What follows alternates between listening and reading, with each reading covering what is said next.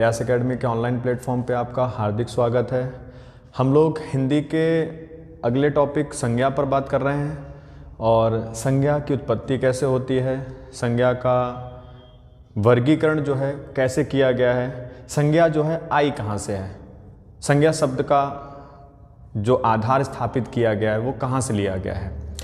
तो सबसे पहले तो हम लोग जानेंगे विकार। विकार क्या होता है? विकार दो प्रकार का होता है। एक कैसा होता है? विकारी। संज्ञा जो आई है हमारी वो आई कहाँ से है? विकार से। विकार कितने प्रकार के होते हैं? दो प्रकार के होते हैं। एक होता है विकारी, एक होता है विकारी और एक होता है अविकारी। एक होता है विकारी और एक होता है अविकारी शब्द। विकार दो प्रकार के होते हैं, विकारी शब्द होता है और एक अविकारी शब्द होता है। विकारी शब्द वे शब्द होते हैं जब लिंग वचन कारक के आधार पर परिवर्तित हो जाएं। जो शब्द लिंग वचन कारक के आधार पर जो परिवर्तित हो जाएं वो विकारी होते हैं और जो परिवर्तित ना हो वो अविकारी हो जाते हैं। और जो परिवर्तित हो जाते हैं वो कौन होते हैं? जो परिवर्तित हो जाते हैं उन्हीं में से एक हमारी संज्ञा है।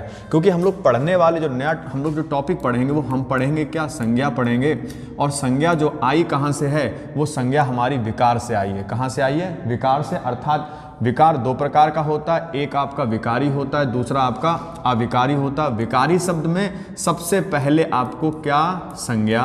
विकारी शब्द के भेद चार होते हैं। तो सबसे पहला भेद आपका संज्ञा है, दूसरा भेद आपका सर्वनाम है, तीसरा भेद आपका विशेषण है, विशेषण, और फिर चौथा भेद आपका क्रिया है। विकारी शब्द कितने भागों में वर्गीकृत किया गया है? विकारी शब्द चार भागों में वर्गीकृत किया गया है और उन चार भागों में जब वर्गीकृत किया गया है तो ये संज्ञा भी हमारे किसके अंतर्गत आएगी? विकारी के अंतर्गत आएगी। इसका मतलब जो है संज्ञा जो है कहाँ से आई है? विकारी शब्द से कहीं ना कहीं वर्गीकृत हुई है और तब हम लोगों को क्या? संज्ञा मिली है। अविकारी शब्द क्या होते हैं? तो अविकारी शब्दों में हम लोग क्रिया विशेषण को पढ़ेंगे। क्रिया विशेषण, अव्यय पढ़ेंगे, चाहे वो आपका संबंध बोधक अव्यय हो, संबंध बोधक अव्यय हो, चाहे वो समोच्च बोधक अव्यय हो, और चाहे वो आपका विस्मयादि बोधक अव्यय हो, चाहे वो आपका विस्मयादि बोधक अव्यय हो।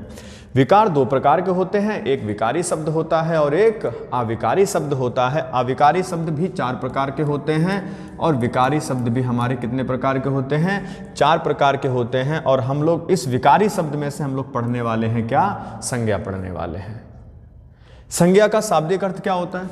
तो संज्ञा का शाब्दिक अर्थ जो होता है नाम, और वास्तविक रूप से अगर शाब्दिक अर्थ देखेंगे संज्ञा का तो संज्ञा का वास्तविक रूप से वास्तविक रूप से जो अर्थ होता है शाब्दिक अर्थ वो होता है महानाम। क्या होता है? महानाम।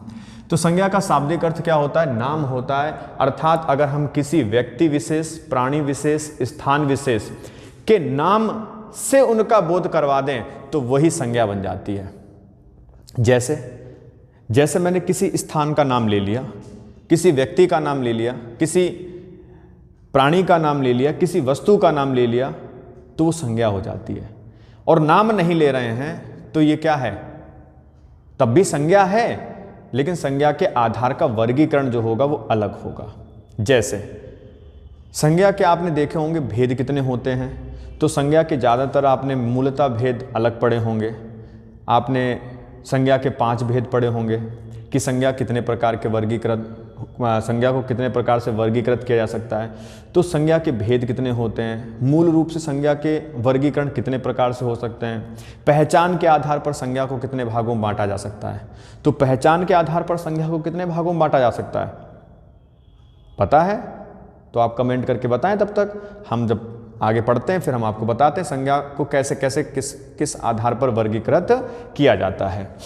तो देखो संज्ञा के वर्गीकरण की जब हम लोग बात करेंगे तो उत्पत्ति कैसे हुई संज्ञा की, विकारी शब्द से हुई है। जो लिंग वचन कारक के आने पर परिवर्तित हो जाते हैं वो क्या होते हैं, विकारी होते हैं। अर्थात विकारी शब्द जो होते हैं वो 4 प्रकार के होते हैं, संज्ञा होता है, सर्वनाम होता है, विशेषण होता है और क्रिया होता है। अविकारी शब्द जो होता है वो आपके 4 होते हैं, क्रिया विशेषण आपका होता है, संबंध बोधक अव्यय होता है, समोच्च बोधक अव्यय होता है, विस्मयादि बोधक अव्यय होता है। और संज्ञा को हम लोग जब जानते हैं तो संज्ञा होता क्या है, संज्ञा का शाब्दिक अर्थ क्या होता है, नाम होता है। लेकिन इसको जब वास्तविक रूप से इसको प्रयोजन में हम लोग इसको प्रयोग करते, संज्ञा को हम लोग महानाम के नाम से इसको जानते हैं।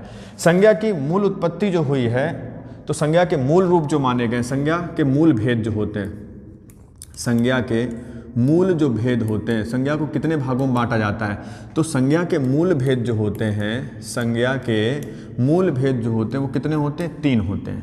नंबर 1 आपका जो होता है वो होता है आपका व्यक्तिवाचक संज्ञा। नंबर 1 आपका क्या होता है, व्यक्तिवाचक संज्ञा होता है। नंबर 2 आपका होता है जातिवाचक संज्ञा, जातिवाचक संज्ञा। नंबर 2 आपका है जो वो जातिवाचक संज्ञा है। नंबर 3 आपका जो है वो भाववाचक संज्ञा होता है। नंबर 3 आपका भाववाचक संज्ञा होता है। तो संज्ञा के मूलतः भेद जो होते हैं वो कितने होते हैं, 3 होते हैं। संज्ञा को 3 भागों में मूल रूप से वर्गीकृत किया गया है। एक तो आपका जातिवाचक संज्ञा है, एक तो आपका व्यक्तिवाचक संज्ञा है, जातिवाचक संज्ञा है और भाववाचक संज्ञा है। जातिवाचक संज्ञा के भेद होते हैं 2। जातिवाचक संज्ञा के जो भेद होते हैं वो 2 होते हैं। एक आपका होता है द्रव्यवाचक संज्ञा होती है, एक आपकी कौन सी होती है, द्रव्यवाचक संज्ञा होती है, और दूसरी होती है आपकी समूह या समुदायवाचक, समूह या समुदायवाचक संज्ञा होती है। दूसरी हमारी कौन सी संज्ञा होती है, समूह या समुदायवाचक संज्ञा होती है। द्रव्यवाचक संज्ञा को अगर हम लोग देखेंगे तो द्रव्यवाचक संज्ञा के 3 भेद होते हैं। जो आपका द्रव्यवाचक संज्ञा है, ये द्रव्यवाचक संज्ञा जो है हमारी, तो इस द्रव्यवाचक संज्ञा के भेद होते हैं 3। नंबर 1 आपका होता है द्रववाचक संज्ञा। तो द्रववाचक संज्ञा जो है इसको आप कहीं ना कहीं तरल द्रववाचक संज्ञा के रूप में भी पहचान सकते हैं। तरल द्रववाचक संज्ञा, तरल, जितने भी आपके तरल जो होंगे वो सारे के सारे किस में आएंगे, द्रववाचक संज्ञा में आएंगे। नंबर 2 पे आपका होता है ठोस द्रववाचक संज्ञा, और नंबर 3 होता है आपका गैस द्रववाचक संज्ञा।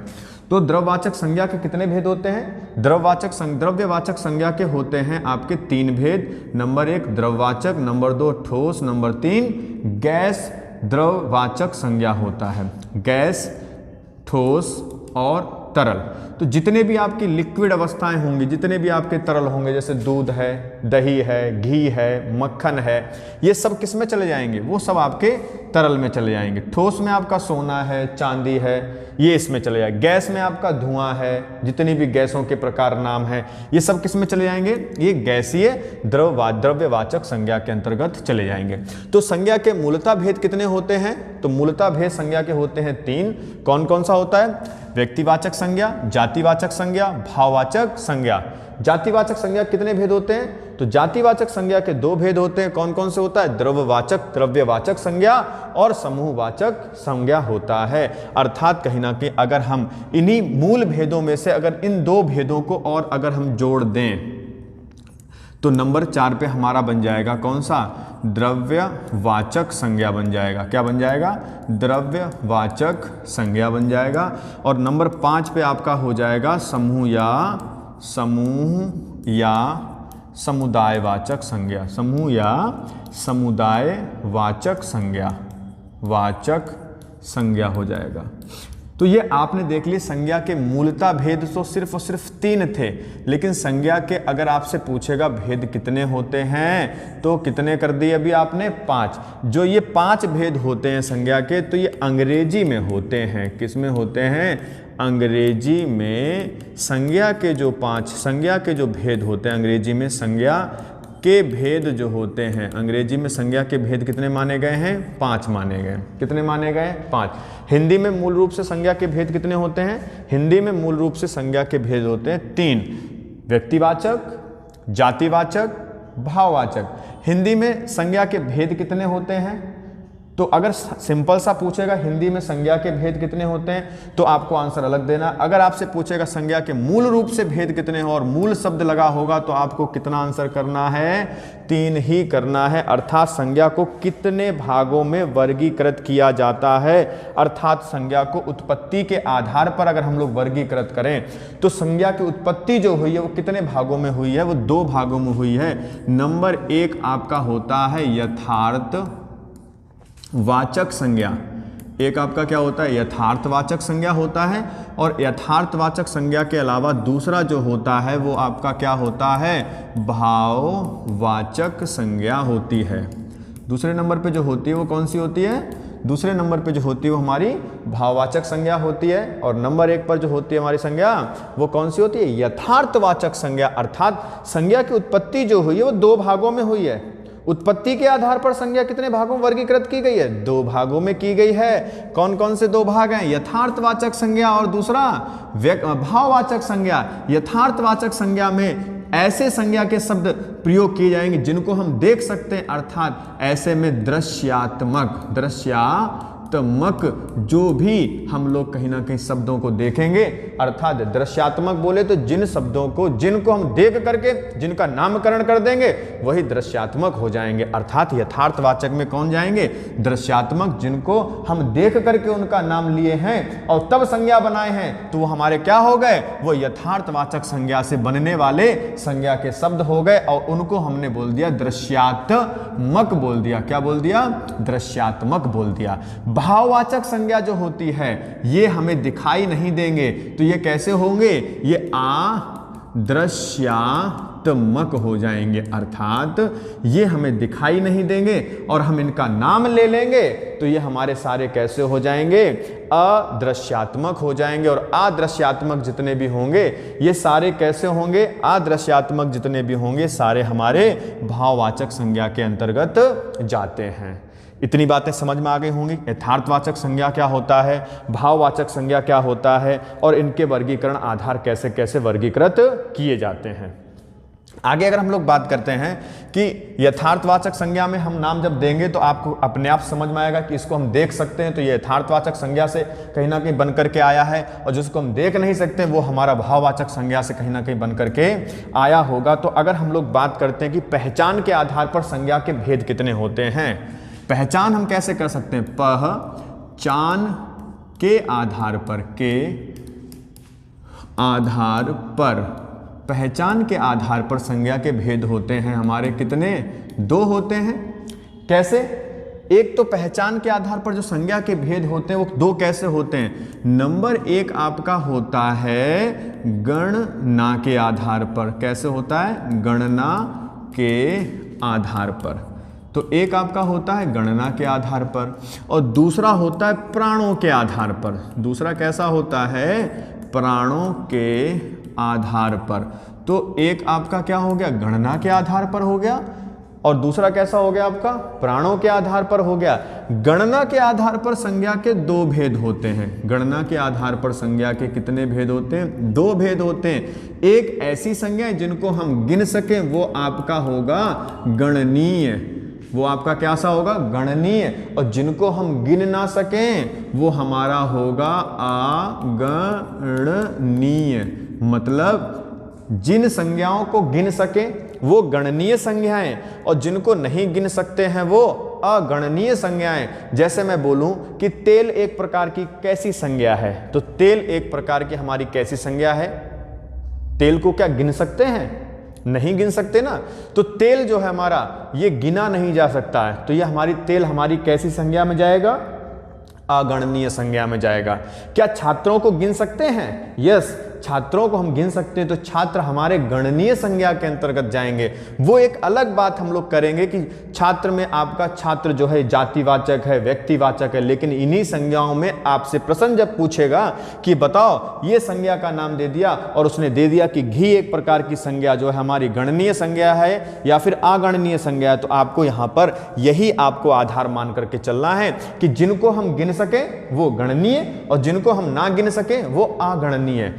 ऐसे ही प्राणों के आधार पर भी हम लोग संज्ञाओं को दो भागों में वर्गीकृत किए हैं। कैसे? दो भागों में कैसे कैसे वर्गीकृत किए? नंबर एक आपका जो सजीव हैं, कैसे हैं? सजीव। और दूसरे नंबर पे निर्जीव। दूसरे नंबर पे कैसे हैं? निर्जीव। अर्थात प्राणों के आधार पर सजीव अगर कोई वस्तु है या प्राणी है तो वो सजीव संज्ञा के अंतर्गत आएगी, और जो निर्जीव वस्तु है या प्राणी है तो वो किसके अंतर्गत आएगी? निर्जीव के अंतर्गत आएगी। अर्थात जिनमें प्राण होंगे वो आपका क्या होगा? सजीव होगा। जिनमें प्राण नहीं होंगे वो आपका कैसा होगा? निर्जीव होगा। जैसे मनुष्य की बात करूंगा तो सजीव प्राणी है, मनुष्य है जो कैसा है? सजीव प्राणी है। और मैं सड़क बोल दूंगा तो सड़क कैसी है? निर्जीव है। सड़क कैसी है? निर्जीव है। अर्थात जिनमें श्वसन क्रिया हो वो आपके सजीव और जिसमें श्वसन क्रिया ना हो वो आपके निर्जीव कहीं ना कहीं इनके अंतर्गत आपको पहचान में मिलेंगे। मैंने अगर आपसे बोला था कि संज्ञा को हम लोग पहचान के आधार पर कितने भागों में वर्गीकृत किए हैं, तो संज्ञा को पहचान के आधार पर हम लोगों ने दो भागों में वर्गीकरण किया है। एक आपका गणना के आधार पर वर्गीकरण हो गया और दूसरा आपका प्राणों के आधार पर संज्ञा का वर्गीकरण हो गया। अर्थात कहीं ना कहीं अगर हम लोग आगे बात करें कि संज्ञा को हम लोग कैसे कैसे पहचान सकते हैं, जैसे संज्ञा के मूलतः भेद हम लोगों ने जाने थे कि तीन होते हैं। कौन कौन से संज्ञा के मूलतः भेद तीन होते हैं? व्यक्तिवाचक संज्ञा, जातिवाचक संज्ञा और भाववाचक संज्ञा। जातिवाचक संज्ञा के दो भेद होते हैं। कौन कौन से? द्रव्यवाचक संज्ञा और समूह या समुदायवाचक संज्ञा होती है। जैसे अगर हम लोग समझने के लिए एक बात कहीं ना कहीं करके देखते हैं और आपको पहचानना है, जैसे व्यक्तिवाचक क्या होता है, जातिवाचक क्या होता है, भाववाचक क्या होता है, इन तीनों को हम एक फ्रेम में कहीं ना कहीं जानने का प्रयास करते हैं। जैसे मैंने एक अपने देश का नाम ले लिया, मैंने क्या नाम ले लिया? मैंने नाम ले लिया भारत। तो ये भारत क्या और है? भारत नहीं है ना? अच्छा, भारत हमारा अकेला है, तो भारत अकेला है और ये भारत एक देश है और इस देश का हमने नाम ले लिया। तो जब हमने नाम ले लिया तो समझ लेना ये नाम हमने अगर ले लिया भारत का तो ये भारत हमारा व्यक्तिवाचक संज्ञा हो गया। मतलब कि व्यक्तिवाचक संज्ञा जो होगा वो मूल अवस्था में जातिवाचक संज्ञा से कहीं ना कहीं व्युत्पत्त होगा। अर्थात ये जो भारत है ये है क्या? देशी तो है। ये भारत जो है ये क्या है? देश है और इस देश का नाम मैंने ले लिया तो ये व्यक्तिवाचक हो गया, और जब देश दे दिया मैंने तो ये देश हमारा कैसा हो गया? ये जाति हो गया और ये कैसा हो गया? व्यक्तिवाचक हो गया। अर्थात मैं किसी भी देश का नाम ले लूं, किसी भी देश का नाम ले लूं तो किसी भी देश का अगर मैंने नाम ले लिया तो वो क्या हो जाएगा? व्यक्तिवाचक हो जाएगा। और मैंने अगर देश बोल दिया तो ये क्या हो जाएगा? जातिवाचक हो जाएगा।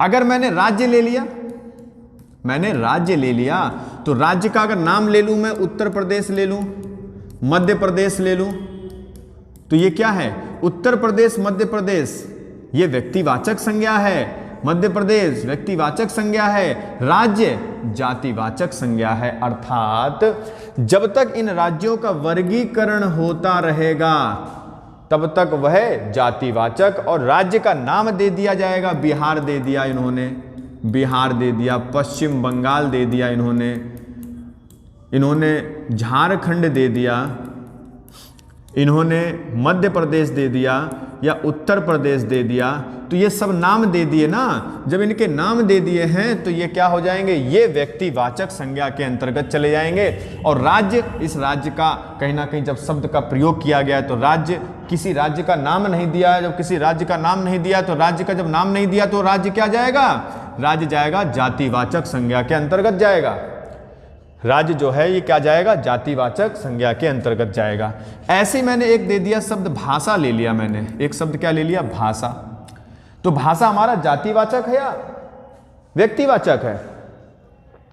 इस भाषा का वर्गीकरण हो सकता है, और जब तक हम किसी भाषा का वर्गीकरण करते चले जाएंगे तब तक वह जातिवाचक रहेगा। अर्थात भाषा के तो बहुत सारे प्रकार होते हैं, और यही भाषा के जो बहुत सारे प्रकार होते हैं, मैंने एक भाषा ले ली हिंदी, मैंने ले ली तेलुगु, मैंने ले ली मराठी, मैंने ले ली उड़िया।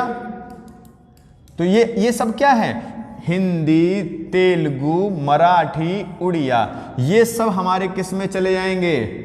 व्यक्तिवाचक। और भाषा हमारा किस में चला जाएगा? जातिवाचक संज्ञा के अंतर्गत आ जाएगा। मतलब जब तक हम इनका वर्गीकरण करते रहेंगे तब तक हमारा जातिवाचक वर्गीकरण होना बंद हो जाए तो समझ लेना बस वही आ गया, आपका व्यक्तिवाचक संज्ञा हो जाएगा। दो देशों के बीच में क्या होता है? जैसे भारत के अलावा एक और मैंने देश ले लिया, और वो ले लिया पाकिस्तान। तो भारत और पाकिस्तान के संबंध कैसे हैं? अच्छे संबंध हैं, खराब संबंध हैं? तो जब दो देशों के साथ, जैसे मैंने बोल दिया भारत ले लिया, और कैसे क्या एक ले लिया, रूस ले लिया।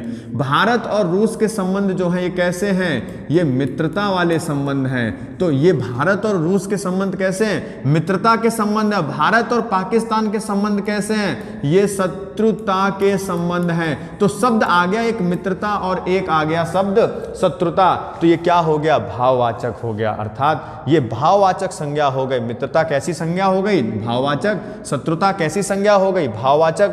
जब हमने किसी राज्य का नाम ले लिया तो क्या हो गया? व्यक्तिवाचक। जब मैंने सिर्फ राज्य ले लिया तो क्या हो गया? जातिवाचक। मैंने देश ले लिया तो क्या हो गया? जातिवाचक। ऐसे मैं कोई नदी ले लूं, नदी का तो वर्गीकरण हो सकता है, कोई सी भी नदी हो सकती है। नदी का क्या हो सकता है? वर्गीकरण हो सकता है। यहां पर आपकी गंगा नदी है, यहां आपकी कौन सी? यमुना नदी है। तो नदी आपका क्या जाएगा? नदी अगर अकेला नदी है तो नदी, मैंने नाम तो नहीं लिया नदी, तो नदी अगर शब्द आएगा तो नदी किस में जाएगा? जातिवाचक में जाएगा। और मैं बात करूं गंगा नदी की बात करूं तो गंगा नदी हमारा व्यक्तिवाचक में जाएगा। यमुना नदी की अगर मैं बात करूं तो यमुना नदी हमारा व्यक्तिवाचक में जाएगा। अगर अकेली नदी है तो जातिवाचक है, और नदी के नाम ले लिया मैंने तो व्यक्तिवाचक संज्ञा बन जाएगी। किसी पर्वत का नाम ले लूं, जब मैंने पर्वत बोला तो पर्वत का नाम नहीं लिया मैंने, अगर मैं नाम ले लूं किसी पर्वत का तो व्यक्तिवाचक बन जाएगा, और पर्वत अकेला बोलूंगा तो जातिवाचक बन जाएगा। मैं सड़क बोल रहा हूं, सड़क, तो सड़क का मैंने नाम नहीं लिया, और सड़क का जब नाम ले लूंगा तो व्यक्तिवाचक बन जाएगा, और सड़क अकेली किस में रहेगी? जातिवाचक के अंतर्गत आएगी। मैं पहाड़ का नाम ले लूं, मैं जब पहाड़ बोल रहा हूं तो आपका जातिवाचक है, और इसका जब मैं नाम ले लूंगा तो ये क्या चला जाएगा?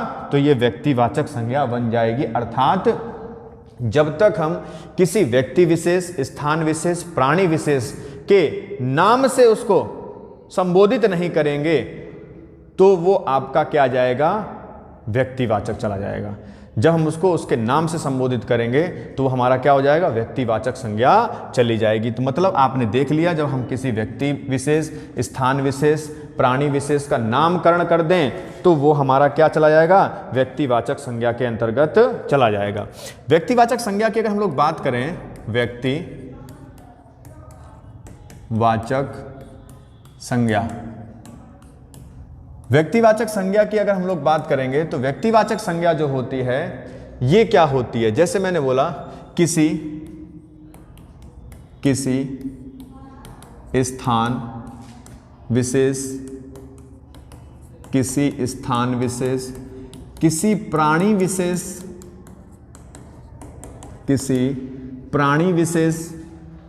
किसी वस्तु विशेष, किसी प्राणी विशेष, किसी वस्तु विशेष का नामकरण कर दिया जाए, नामकरण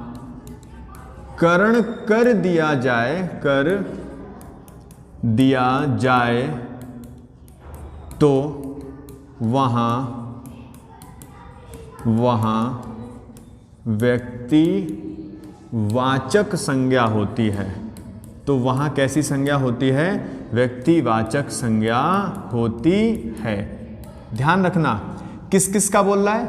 किसी स्थान विशेष, किसी प्राणी विशेष, किसी वस्तु विशेष का क्या कर दिया जाए? नाम रख दिया जाए तो वहां पर क्या होती है, व्यक्तिवाचक संज्ञा होती है। मतलब कि यदि हमने किसी स्थान विशेष, प्राणी विशेष, वस्तु विशेष का अगर नामकरण कर दिया है तो वहां पर क्या होगी, तो वहां पर संज्ञा हमारी हो जाएगी व्यक्तिवाचक संज्ञा। व्यक्तिवाचक संज्ञा को हम लोग कहीं ना कहीं वर्गीकृत कर सकते हैं, लेकिन कैसे कर सकते हैं, जब तक हम लोग इसका वर्गीकरण करेंगे तब तक इसका आधार अर्थ अलग हो जाएगा, और जब वर्गीकरण आधार रुक जाए तो आप समझ लेना वही व्यक्तिवाचक संज्ञा माना जाएगा।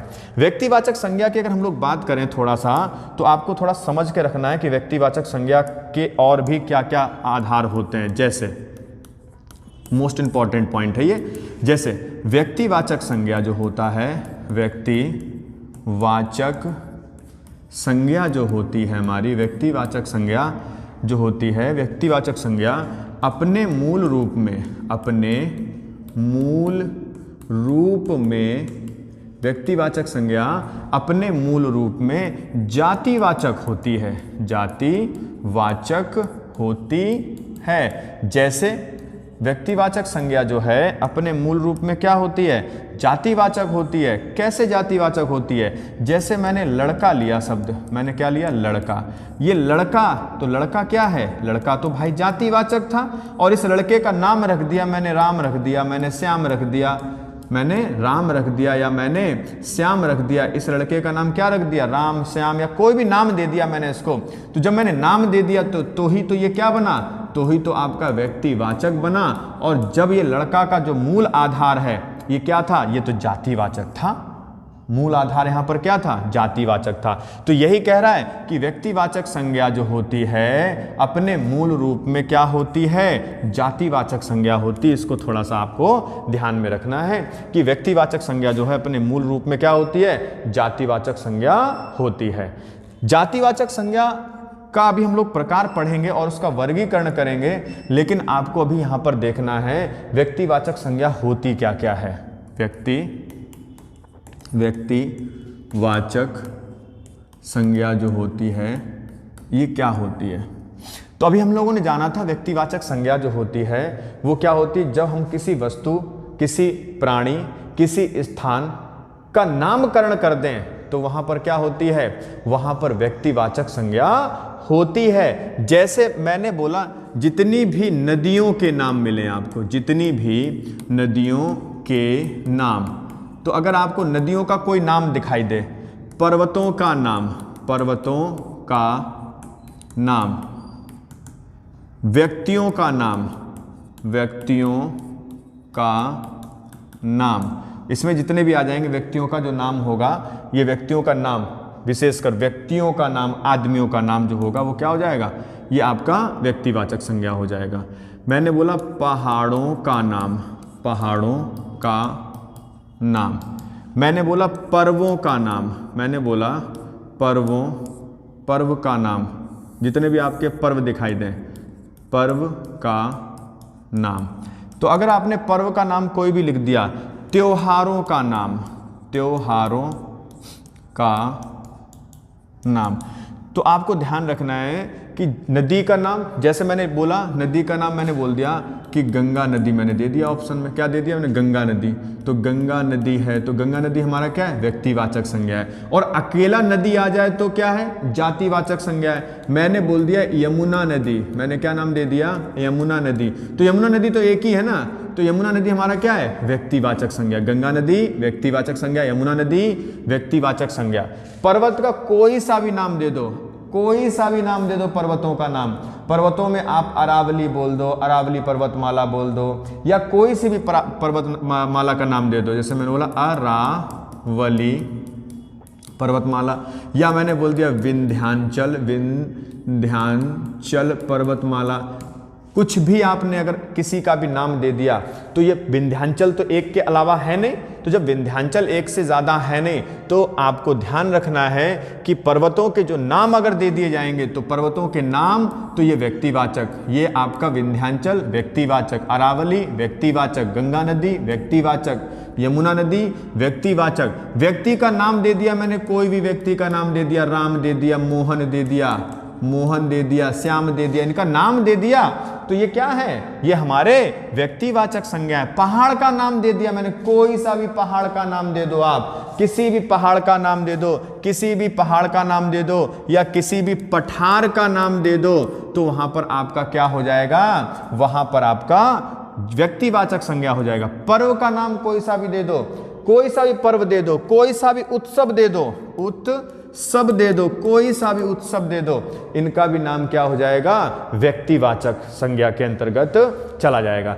कोई सा भी दिवस का नाम दे दो, कोई सा भी दिवस का नाम दे दो, दिवस का नाम, तो दिवस का नाम जब दे दोगे आप, तो ये क्या बन जाएगा, व्यक्तिवाचक संज्ञा बन जाएगा। अर्थात जैसे मैंने कोई सा भी एक दिवस दे दिया, पर्व दे दिया, त्योहार दे दिया, मैंने दिवाली दे दिया, मैंने क्या दे दिया, दिवाली, मैंने होली दे दिया, होली, मैंने कोई सा भी पर्व या उत्सव दे दिया या दिवस दे दिया, मैंने गांधी जयंती दे दिया, गांधी जयंती दे दिया, मैंने कोई सा भी उत्सव दे दिया, जैसे 22 जनवरी, 22 जनवरी उत्सव के रूप में मनाया जाएगा। राम मंदिर की स्थापना, तो उत्सव का हमने दे दिया, तो राम महोत्सव, राम मंदिर की स्थापना, राम महोत्सव अगर आ जाएगा, तो ये उत्सव का नाम आ गया है, तो उत्सव का नाम जो आ जाएगा, तो वो हमारा क्या चला जाएगा, उत्सव का नाम जो आएगा वो हमारा चला जाएगा व्यक्तिवाचक संज्ञा में। दिवस का नाम दे दिया मैंने सोमवार दे दिया, सोमवार दे दिया, तो सोमवार आपका क्या है, दिवस है, दिन है, दिवस या दिन का नाम, या दिन का नाम। अगर दिन दे दिया तो सोमवार एक के अलावा आ सकता है क्या, नहीं ना, तो ये सोमवार हमारा क्या है, व्यक्तिवाचक संज्ञा है। मंगलवार हमारा क्या है, व्यक्तिवाचक संज्ञा है। मैंने बोल दिया 22 अप्रैल, 22 अप्रैल कौन सा दिवस मनाते हैं, मैंने बोल दिया 26 जनवरी, मैंने बोल दिया 15 अगस्त, मैंने बोल दिया 31 अक्टूबर, तो ये सारे क्या हैं, दिवस हो गए हैं। अर्थात 31